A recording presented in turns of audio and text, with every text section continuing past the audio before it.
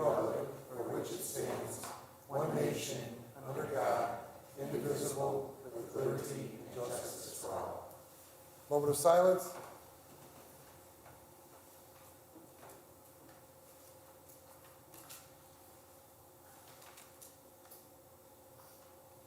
Thank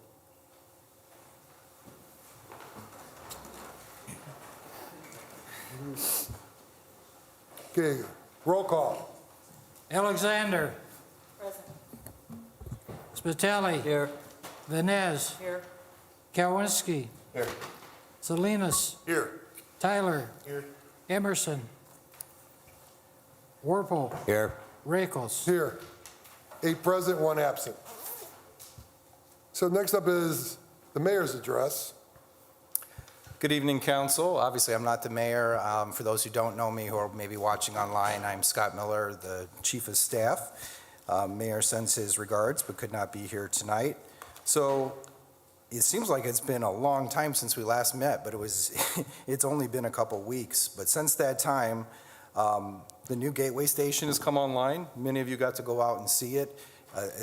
It's amazing, excited for the Westlake Corridor to open up. It'll have 5 direct routes to Chicago each morning, 5 direct routes from Chicago back to South Lake County each afternoon, and many intermediate routes where you can get off and go on to the traditional east-west train. We had the pickleball ribbon cutting at the Gene. Several of you were there. It's been packed ever since. Just the first 3 days, they had 308 new signups for pickleball in 3 days. You know, just great coming in businesses. The location is perfect for that, and very exciting. I stopped by there this past weekend too. Every court was full. It's an exciting time at the Gene. We had our Veterans Day parade and ceremony after that. By all accounts, people were telling me it was the biggest turnout from the community that we've had for that. So we had, I believe, close to 60 different participants walking in the parade. So again, another highlight for the city.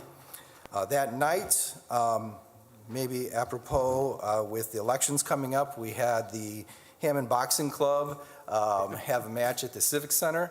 Again, I got to see several of you there. And we got to see our youth compete against other boxing clubs in the region. It was a really great turnout. Looking forward to a lot more events at the Civic Center coming up this year. We survived another election day.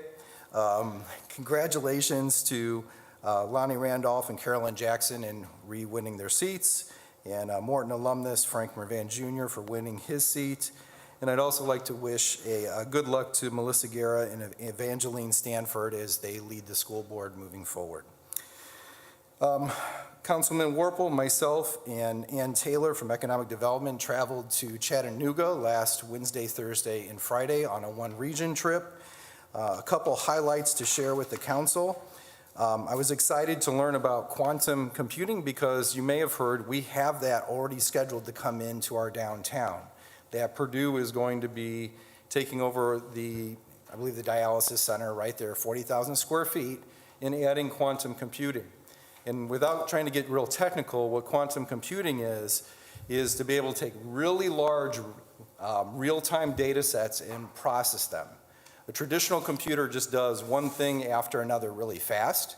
This is to take a lot of inputs, like maybe all of the regional traffic in Chicagoland at one time, and be able to optimize everybody's routes, or all these different data points for the weather, and be able to and actually have a real prediction of the weather that wasn't previously possible.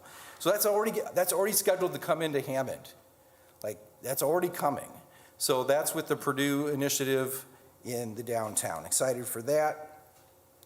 And there's plenty more I could share with that. I'd be happy to talk to you about what they're doing well in Chattanooga. It was a testament to a community, though, that was working together with all their resources to move things forward. So exciting about that. Now, moving forward, a couple events for you to be aware of. On November 18th at 10 o'clock on 222 Douglas, we have a ribbon cutting for the Culture Barber College. Again, on 222 Douglas on November 18th, 10 o'clock. Later that day and that night is the grand opening of our new $70 million YMCA. So I know some of you are coming to the ceremony that night. If you still want to come, and you just let me know, and I can get you on the list. But I've got to tour it. Many of the staff here have been able to tour it. It's amazing. It's going to be a real blessing for the community. We are actively working with them to get an employee discount for all the Hammond employees. We pitched in pretty big to make that project happen, and we feel like that's one of the ways we can help encourage participation and support what they're going to be doing at the Y. We have our annual tree lighting ceremony on November 29th on Black Friday, 5 to 7 here at City Hall.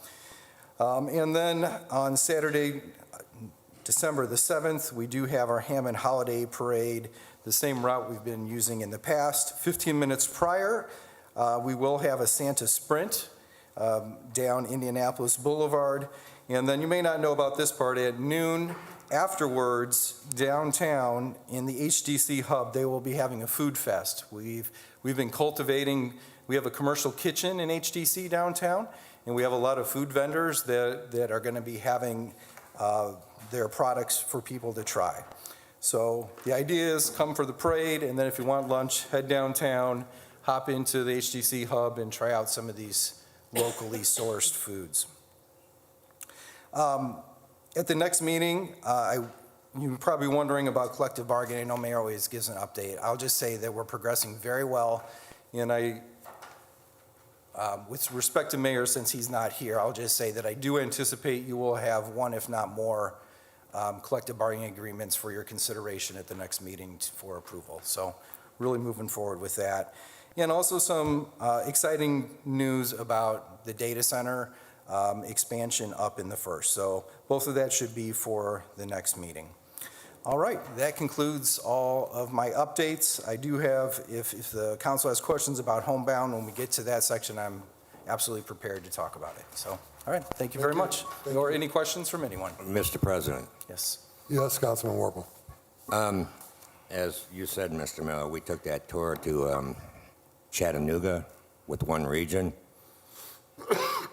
I've been a member of that now for 8 years and have toured a lot of spots that started, I guess, as an organization. I was asked, what do they do? It started as an organization to spur development and cooperation around transportation. And the thing, other than the very insightful quantum computing thing that was over my head, but whatever. The thing I noticed on this trip, and maybe you can elaborate on it some, is a lot of what the success stories of redevelopment around the train that we've seen over the last 8 years, but especially on this trip, Hammond is doing already, as far as getting, economic growth downtown. And I know a lot of these cities, they bring the universities in the area downtown to spur growth. And I think we were in the Chamber of Commerce building down there, and directly across the street was a carbon copy of the Calumet National Bank building that is being redeveloped just like ours is. And I don't know, it's kind of cool when you visit these towns and they tell you this is what successful cities do, and we look at it now 8 years down the road and we're doing it already. So would you agree with that statement? I would say this, that in a perfect world, we would have everything open at the exact same time. But we don't live in a perfect world. So it is, let's get this done, try to move everything forward. And so I think we have all the building blocks in place for anyone who's a naysayer about downtown or that area, just wait. Just wait. I'm very excited for what's coming. We're going to have our train station downtown in 2 years. We're going to have 300 more units. The bank will be open this spring. We'll have an RFP for your consideration soon, too, on the Rimbach property across the street. That's another 200 units. Up at the Gateway Station, there's all this property that's just, you guys saw it when we were on the tour, just north of the Gateway Station is going to be mixed-use residential right there. We have all the pieces.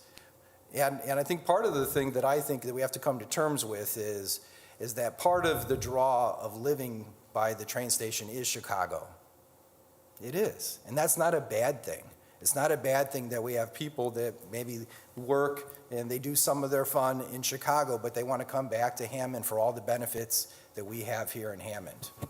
And that's one of the things that, when you look at all the other places we've gone, there's a major metropolitan city. There's Denver, there's Pittsburgh, there's Chattanooga. Hammond is not right now a major metropolitan city. It's a great urban city. We have all these advantages, but Chicago is. And so that we have to come to peace with that mindset that, hey, this could be really great for us, the fact that we can hop on a train and get to downtown in less than 20 minutes. And for the younger generation, and no disrespect to anybody in here, I'm not in this either, I'm not the younger generation, but they don't necessarily want a car. They don't necessarily want a car.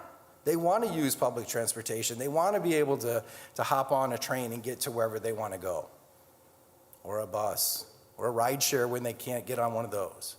So I am, to your point, Councilman Warple, I'm very excited about the direction that we're headed. And I think we do have many of the building blocks in place. I wish they were all energized right this moment, but we're getting there. And I see nothing but positive energy coming out of the city. Well, the point I'm making is, you know, growing up and living in this city for the 63 years I've been alive, I read and see a lot of criticism. One of them was something you brought up about the Shepherd Center, you know. Why pickleball? Well, I would go in there sometimes at night, and there'd be 2 or 3 people inside there just shooting baskets, and it's a fully staffed building. Yeah. And since that pickleball court's been there, I've seen 300 people a day. Like you said, it's a club, and there's residents can join too. And, you know, another criticism I hear is, well, downtown Hammond will never be what it once was. Well, I don't think anybody expects it to be what it once was. It's just redeveloping it the right way. And when you hear all these experts from these other cities in economic development and all that tell you, this is what you need to do, we're doing it. And, like, am I saying going to declare it a success? No, not yet. But it's better than just letting it sit there with nothing down there, right? That's all I got to say. Thank you, Councilman Warple. Thank you. All right. Next up, approval of minutes. Make a motion to approve the minutes from the October 28th meeting and place them on file. Second. We have a motion and a second by Councilman Spitali. Any discussion? Any discussion? Any discussion? All in favor? Aye. All opposed? Next up, approval of claims. Mr. President, Yes, Councilman Vines. Councilwoman I move Vines. for approval of claims beginning with claim dated October 24th, 2024, and ending with claims dated November 6th, 2024, claim number 9328 through claim number 9818 inclusive, in the amount of $3,971,577.84. I so move. Second. A motion and a second by Councilman Tyler. Is there any discussion? Mr. President. Yes, Councilwoman Vines. Yes, I have 3 additional claims.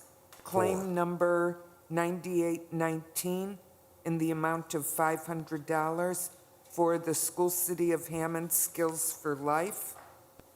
Claim number 9820 in the amount of $100 for Food Bank of Northwest Indiana. Claim number 9821 in the amount of $100 for Food Bank of Northwest Indiana. And claim number 9822 in the amount of $200 for Food Bank of Northwest Indiana. I so move. A motion to amend the claims. Is there a second? Second. Second by Councilwoman Alexander. Any discussion on the amended claims? Any discussion? Any discussion? Roll call. Alexander. Yes. Spitali. Yes. Vines. Yes. Galwinski. Yes. Salinas. Yes. Tyler. Yes. Emerson, Warple, Yes. Rakels. Yes. Amended claims pass 8-4-0 against, 1 absent.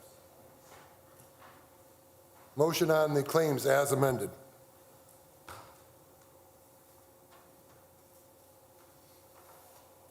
Make a motion to approve the claims as amended. Second. We have a motion and a second by Councilwoman Alexander and Councilman Tyler. Any discussion? Any discussion? Mr. Chairman? Yes. Didn't we already have that motion, Clerk Golick? This motion to amend that passed, I mean, the amendment passed, now the original motion is on the floor as amended with the original first and second. Okay. So the second motion is not needed. All right, we don't need that second motion.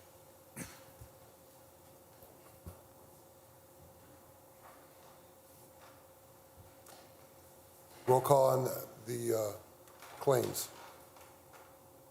Alexander, Yes. Spitali. Yes. Vines, Yes. Galwinski, Yes. Salinas, Yes. Tyler, Yes. Emerson, Warple, Yes. Rakels. Yes. Claims passes 8-0. Next up, public hearings, we have none. Next up, communications. Anybody have any communications? Yes, Mr. President. Yes, Councilman.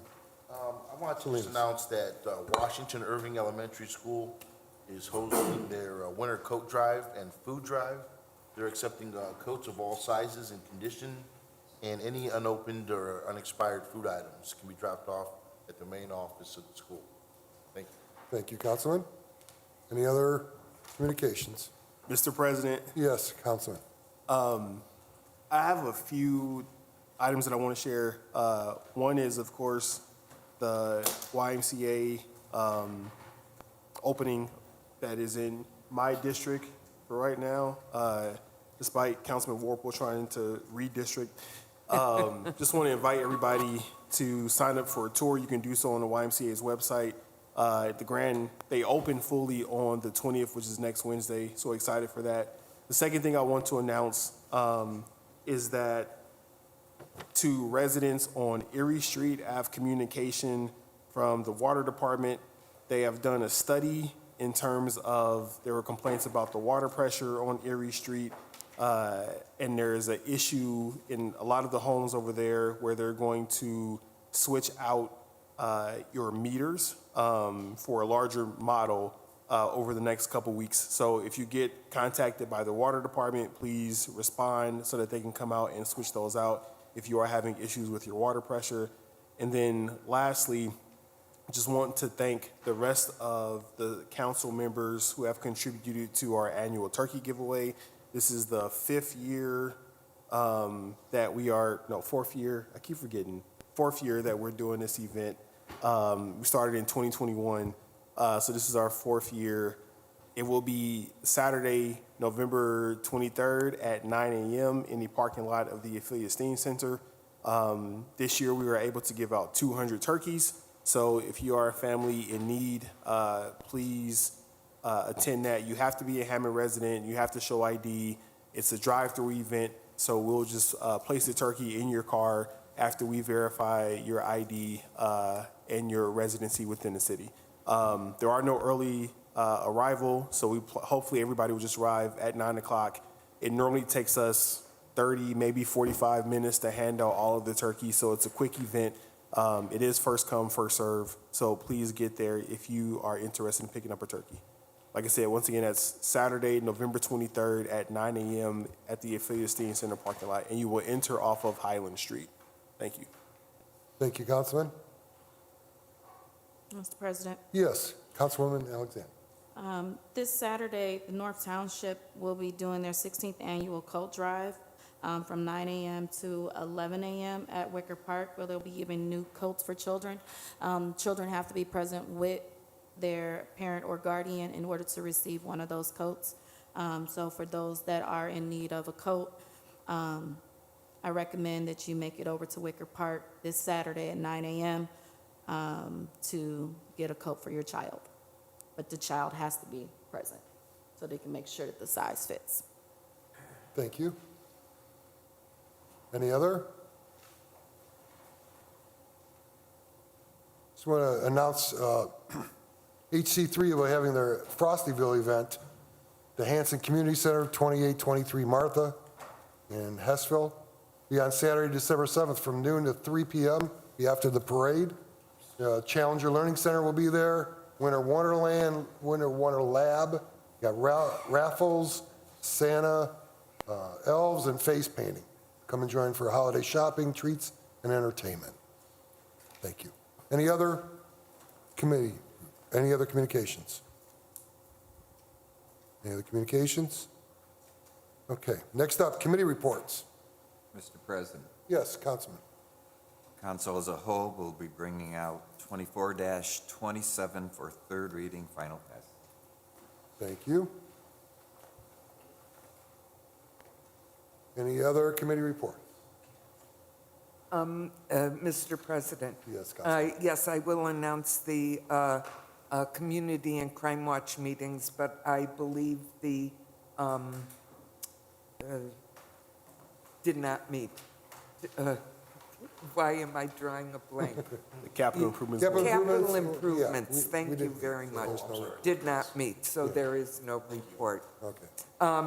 As for the Community and Crime Watch meetings, Edison Community Watch will meet Wednesday, December 4th, 6:30 p.m. at Edison School. Harrison Park Crime Watch will meet Tuesday, December 3rd, 6 p.m. at the VFW on Homan Avenue across from Harrison Park. Hessville Crime Watch will meet December 19th. No, you will not, correct? Do you not meet? In November, December? we meet, yes. In November, but not December? Not December. Okay, so scratch that. Okay. Irving Community Watch will meet Tuesday, December 10th, 9:30 a.m. at Irving School. Whiting Robertsdale Crime Watch will meet Thursday, November 14th, 6:30 p.m. at Calumet College. I encourage everyone to come out and find out tips about the holidays that are coming up and how we can protect ourselves. It is the season of giving. It's also the season of taking. So we need to protect ourselves because community is not just about me. It's about us. Thank you, Mr. President. Thank you, Councilwoman Vaness. Any other committee reports? Okay. Committee reports is closed. Next up, ordinance, third and final reading. Ordinance 24-27, sponsored by Councilman Kowinski. An ordinance authorizing the extension of the maturity of $39,000 variable rate demand for sewage and solid waste disposal revenue refunding bonds for Cargo Incorporated Project, Series Number 2005 of the City of Hammond, Indiana. The execution and delivery of a first supplemental indenture of trust. The execution and delivery of a first amendment to loan agreement between Cargo Incorporated and said city and related matters. Mr. President, Yes, Councilman. I move for Kowinski. third reading and final passage of 24-27. Second. Been a motion, a second by Councilman Warple. Is there any discussion? Mr. President, Yes, Councilman Kowinski.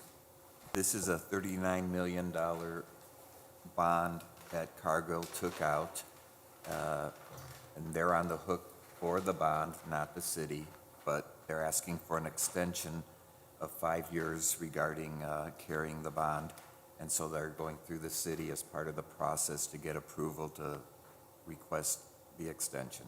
So that's what we're doing here today. Thank you. Oh, by the way, all the money from that $39 million bond was put back into the Cargill facility in Hammond per Adam Lawson, the facility manager. Thank you. Thank you, Councilman. Any other discussion? Any discussion? Any more discussion?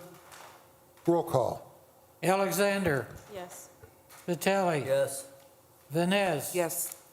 Kalwinski, Yes. Salinas, Yes. Tyler, Yes. Emerson, Warple, Yes. Rakels. Yes. 24-27 passes 8-0. President Rakels, that concludes the ordinances for the council. Thank you, Clerk Owen. Accept introduction of ordinances. Item A, ordinance 24-28, sponsored by Councilman Spitali. An ordinance codifying the Council of Spitali. An ordinance codifying the City of Hammond and amending the eligibility down payment assistance and amending awards of eligibility requirements. Mr. President, for first and second reading. Yes, Councilman Spitali. Committee meeting. Mr. President, for first and second reading of council as a whole, committee meeting at 5:15 on November 25th, 2024. Second. The motion is second. Councilman Tyler. President Rakos? Yes. Some of the genesis of bringing this forward to the council for consideration actually came out of the Realtors Breakfast. Councilman Spitali was there, and some of the feedback we received from, we had about 170 realtors there, was that the previous amount of $2,500 was not enough to make any measurable difference in a down payment assistance program. So this was not generated directly from internal discussion. This was from outside stakeholders coming to us and saying, hey, for this program to have value, we need to increase the amount. And the big news is, of course, we're asking the council to consider to add in city employees as another encouragement for them and being consistent with our residency ordinance to be able to afford and purchase their first house in Hammond. Thank you. What did the realtors think a right amount was? The $10,000 that's in front of you is the amount that was recommended. And this is just for the financial piece. It's funded out of gaming at $50,000 a year. We have $40,000 in that budget now. So if we end up having more qualified applicants in a year, we'll either have the option of the mayor allocating more gaming money, or it would go into some sort of wait list process to the next year. Thank you. Do we have somebody else that would like to speak on this?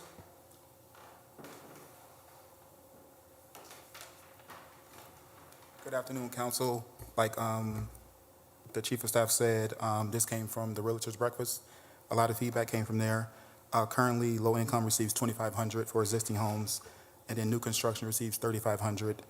And then this ordinance will also add full-time city employees, including the water department, sanitary, and port authority, and increase the award amount to $10,000 for existing and new construction homes. Thank you. Thank you. Council, one other point of clarification is there's really two programs. This is the one that identifies city employees, teachers, firefighter, and police. That is what is in front of you. There's a separate program that's managed by HUD that is funded through federal dollars, which is income-based. And that's the one that anyone can apply for in the city, is the income-based down payment assistance. So that'll be handled through a separate process. That doesn't come in front of you guys because of the federal nature. So what's in front of you is for those categories I mentioned. But separately, we'll be increasing the amount of the HUD income down payment assistance for those who are financially disadvantaged as well. Thank you. Mr. President, Yes, Councilman. sorry, Mr. Miller. On page 2, it says, in addition to income-based eligibility, is there also income-based eligibility for police officers, firefighters, and educational professionals? They're not automatically there's nothing in this that would make them automatically disqualified. The reality of the situation is most of them would not qualify because they make too much. Those income guidelines are not set by the city, they're set by HUD through the home program, But that could increase in the future, so we didn't want to cap it and say that they were excluded, because if those guidelines from the feds increase, we wouldn't want to say they're disqualified. Thank you. You're welcome. Any other discussion? Any other discussion? Any discussion? Roll call. Alexander, Yes. Spitali, Yes. Vines, Yes. Kalwinski, Yes. Salinas, Yes. Tyler, Yes. Emerson, Warple, Yes. Rakels. Yes. Passes on first, 24 or 28 passes on first and second reading, 8 is a 0. That concludes introduction of ordinances. Next up, resolutions. I have none. New and unfinished business. Mr. President, Yes, Councilman Salinas. I wanted to shine some light on a Hammond program that I recently took part in, myself and Councilmember Dan Spitali. It's through the Hammond Police Department. It's titled the Citizens Police Academy. It's an 8-week program, and it covered trainings in all aspects of law enforcement. Topics such as police ethics, traffic stops, self-defense tactics and tasers, crime scene processing and fingerprinting, shoot, don't shoot simulations, narcotics enforcement, de-escalation of situations, community affairs, jail procedures, and there were demonstrations from K-9, SWAT, and riot teams. This program really shined light on the different layers that the police department officers go through. And I know me personally, it showed me a new level of just commitment that these officers make to our community in the careers that they chose. And I wanted to highlight some of the officers that were a part of the program and say thank you. Chief Short, Assistant Chief Long, Lieutenant Thomas, Captain Cerveri, Sergeant Ebby Gonzalez, Lieutenant Mickey, Sergeant Holbrook, Lieutenant Coulter, Sergeant Matanovich, Sergeant Ferrarini, Captain Bunner, Sergeant Peterson, Sergeant DeBoer, Sergeant Mahoy, Sergeant Taylor, Captain Grasha, Sergeant Clark, Sergeant Larnick, Lieutenant Markert, Sergeant Quick, Captain Maldonado, Sergeant Cook, and Lieutenant Vaught. And K-9, the K-9 was Eros. Eros was pretty slick. He was able to find all of the different packages that were hidden, and his demonstration alone was pretty phenomenal. But I want to say thank you, and I encourage any Hammond resident, or any resident that is interested in seeing the inner workings and the behind-the-scenes dealings that our officers undergo, and some of the new technologies that are available and that they utilize every day, to take a look at this program. I had a phenomenal time, and I know Dan really enjoyed it as well. So I just want to say thank you overall to the Hammond Police Department. Thank you, Councilman Salinas. Any other new and unfinished business?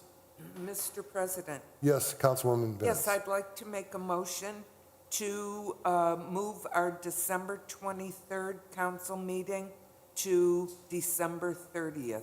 Second. Been a motion and a second by Councilwoman Alexander. Any discussion? Any discussion? Any discussion? All in favor? Aye. All opposed?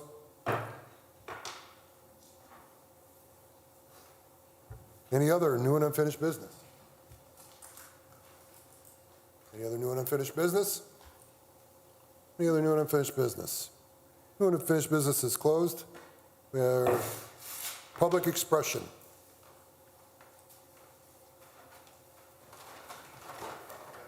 Yes.